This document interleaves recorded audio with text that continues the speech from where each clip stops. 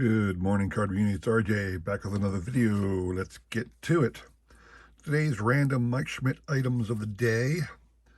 Have here some of Mike's Topps product, the kind of like the high-end product that Topps puts out every year. The tributes, the museum collection, the triple threads, and all that jazz. I've learned over the years that never, ever buy this product. That's just my personal opinion. Because for me, again, I'm a set collector. There's no way I'm ever going to put together a set of these cards. Even the base, product, I'm not going to do it. Uh, the chance of you scoring a huge auto are really minimal. And once the product is released, you could pick up these base cards for $1. So if you're a player collector, just wait a year and pick up all the base cards, and probably a lot of the parallels can be had for under $10 too. So like this one here is a blue parallel from Museum Collection, numbered to 150. The rest are just base cards. This one's a triple threads, numbered to 525. But there's some cool cards, and the boxes themselves a couple $100 sometimes, and it's not worth it if all you want is one player's autograph or just his base cards, even if you're like a collector like me. So they're a great product to have. They're much thicker cards, so that's really cool there, but I don't think the value is in it to buy the set versus just waiting until you get the singles on the secondary market. Just this man's opinion. Today's random baseball item of the day, I want to show off something that I got in a purchase from John Jabs over at the Past of the Live a couple of months ago. And I might have shown this off before, but it was interesting. Since I'm a set collector, I saw this thing, and I might have paid like $10 for this. Don't know for certain. The 2005 Bowman Draft Picks and Prospects Baseball Aflac Redemption Bowman set. So it literally is, it came in this little slide box. I have it out so I can show you. It's a set of cards. I believe it's like 10 cards. And it was some of the prospects in baseball, or highly touted draft picks back in 2005. And when I saw that, I think, wow, that's pretty cool. I wonder who I'm going to get. So I'll bid. I think I might have bid $10 for it. Turns out the list of players in this set is pretty bad. I don't think I barely recognize any of the names. So let me show you what I got. A guy named Billy Rowell. They're all wearing their Aflac All-American jerseys, so this must have been a special thing that Aflac sponsored. Casey Kiker, Chris Marrero, Jeremy Jeffress, Kyle Drabeck I've heard of. He was actually in the Phillies system at one time. Chris Parmelli, Colton Willems, Cody Johnson, Hank Conger, Corey Rasmus, David Christensen, Chris Tillman, Tor Langley, and Robbie Alcombrack. So those are the players that were included in this little 14-card set. And when I looked it up after I bought it, I think I bought it for $10, like I said, because I'm such a set collector. I wanted to get it real bad. I think you can get these sets for like $1, because again, if you saw that list of players, it's not exactly the best list of players. So, all right, today's trivia question. I'm going to go through my baseball showcase item first, and then we'll do the trivia question. And the prize for the trivia question is something I showed off a while ago, these Topps rub downs. The reason I'm picking this one is because it's got 3 Hall of Famers on it. So this has Ozzie Smith, Tom Seaver, and Eddie Murray on the one card. Terry Kennedy, longtime catcher for in Major League Baseball for the Padres, obviously here, is the 4th man. This one is the 1985 Topps rub downs, and basically If you take this little backing off, this is like a tissue paper backing, and lay this down on a piece of paper and scratch it with a coin, this decal transfers to whatever the surface is you rubbed it onto. That's why they're called the rub downs. That will be the prize for the trivia question, but the trivia question is going to come through the showcase of things. So I recently went on the Bay and picked up a small subset, I believe it was from 2010.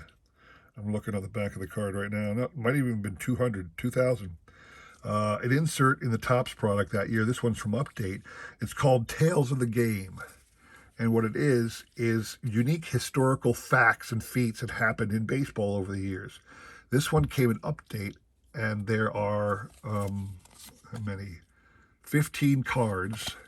And it's stories about baseball, funny things that happened. I'm going to go through them real quick for you because only 15. Joe Youngblood. Joe Youngblood's claim to fame is he was playing for the Mets in a game. You can see here, game back in 1982. He was playing for the Mets in a day game. And during the game, he got pulled out in the fourth inning. He'd already gotten, I think, 2 hits that game already for the Mets when he got pulled, and he was told he had been traded to the Expos. Now, he's in New York playing a home game with the Mets, and he gets traded. And it just so happens the Expos are playing in Philly. So he hops a bus or whatever, and he drives down to Philly for a night game. And now he wasn't expected to play. When you get traded like that, you're usually not expected to suit up and play the same day. But sure enough, the Expos they were so desperate they needed him, and he played the evening game and got another hit. And I remember somebody saying what was interesting is that he got his 2 hits. He was playing the Mets were playing the Cubs that day, and he got 2 hits off Fergie Jenkins. And in the evening game down in Philly, he got a hit off of Carlton. So in one day, for 2 different teams, he got hits, and both hits were off of Hall of Fame pitchers. So that's Joel Youngblood's claim to fame. 7 touchdowns, this one says. This one's talking about a game back on August 25th, 1922, when the Phillies and Cubs had a game that scored where the final score was 26-23, and the Phillies scored 14 runs in the last 2 innings without a home run. There's your 7 touchdowns, is I guess when you add the whole score up together. All right. Triple billing. The triple billing talks about the last time a triple header happened. They had to get the season completed, and these 2 teams needed to finish the schedule. So they played 3 games in that one day. All right. Holmes of the Braves talks about Eddie Matthews being the only player to play in all 3 cities in which the Braves occupied. So, for example, when he was a rookie, he was playing in Boston with the Boston Braves. The very next year, they moved to Milwaukee to become the Milwaukee Braves. And Eddie played so long, he was able to stay with them through the years in Milwaukee and end up going with them to Atlanta before he moved on to other teams. So that's talking about Eddie Matthews. I might have said Eric Murray before, but Eddie Matthews. This one, Ruth Laps the League, talks about the fact that Babe Ruth often hit more home runs than every team in the league by himself. Specifically, in this one case, is 1920, when he hit 54 home runs, which was more home runs than any team in the rest of the league had hit. So that's pretty impressive. Intra-city sweep talks about a time when the Mets and Yankees played a game in Yankee Stadium and then moved to Shea for a night game and played another. Interesting little thing that happened back in 2003. Tape measure single. This is one I have in my Mike Schmidt collection because it talks about the time that Mike Schmidt was in the Astrodome and he hit a ball so hard it literally launched up 300 feet away from home plate, but 117 feet above the Astrodome turf, but hit a public address a speaker, like a loudspeaker up there in the roof, and dropped to the ground, technically being a single instead of like a 500-foot home run it might have been. So classic Mike Schmidt shout out there. This is an interesting. Mile High Humidor talks about the fact that in order to take care of the fact that the Coors Field, Denver, being so high up, the balls travel further. They actually keep baseballs for those games in a humidor to try and deaden them a little bit so they don't fly out of the stadium as easily. I'm not sure if they still do that. This was back in 2000. I imagine they still do, but I can't be certain about that. All right, the last shall be first. Talks about the fact that these two guys, Dawson and Rodriguez, were the only two players to win MVP honors for a last place team. I've always been of the opinion that the MVP should go to a player who helps his team get to the postseason. Otherwise, how can you possibly consider yourself how can you consider yourself that person the most valuable player if his team didn't even make the postseason? It doesn't make any sense to me. Anyway, Big Train is just talking about how Walter Johnson got the nickname of the Big Train. Nothing special on that one. I kind of wanted more out of that. Spahn is interesting. Spahn spans the decade. Warren Spahn's the only pitcher to pitch in the All-Star game in 3 different decades. Kind of a cool little fact about Warren Spahn, excuse me. The Truman Show. This is kind of a lame one, but it just speaks to the fact that Harry Truman once in 1950 threw out 2 first balls. He decided to throw one right-handed and one left-handed because he's ambidextrous. Wow, isn't that fascinating, Harry?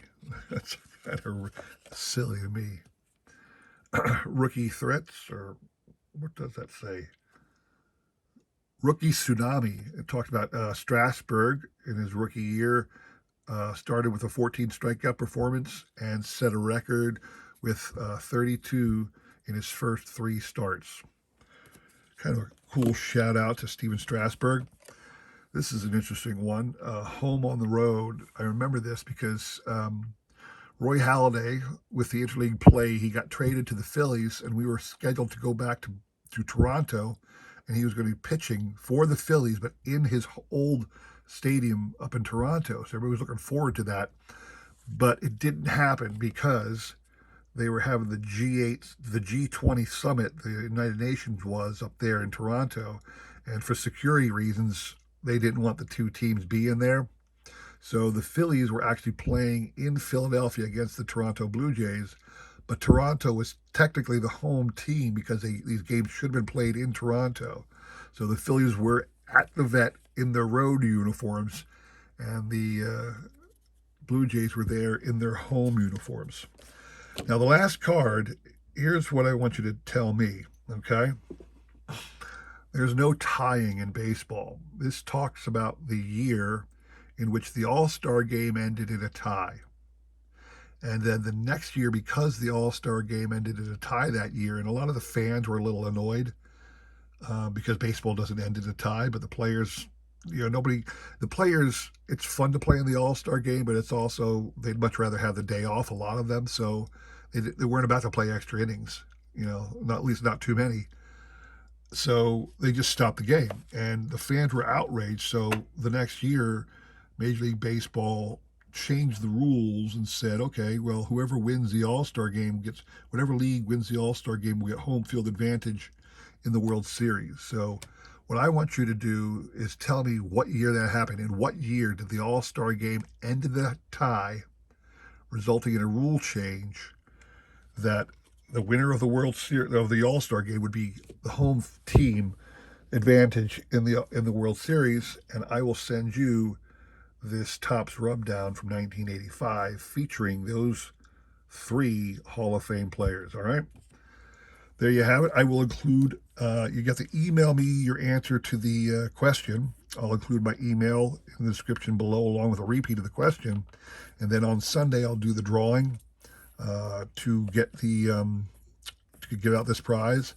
Also, this coming Sunday is my contest reveal winner for my 200 subscriber contest. If you haven't entered that, check back at some of my older videos. You'll see everything I'm talking about, how to enter. I'm doing a lot better than I thought I would. Hopefully, there's still time. I don't think I'll get to 50, but you never know. So I'll let you all know on Sunday. So again, always a pleasure to have you all joining me. I know there's a lot of other things you can be doing with your time. Thank you for stopping in here. Please consider like, subscribing, commenting, and all that jazz. And I hope to see you again soon. All right? Take care.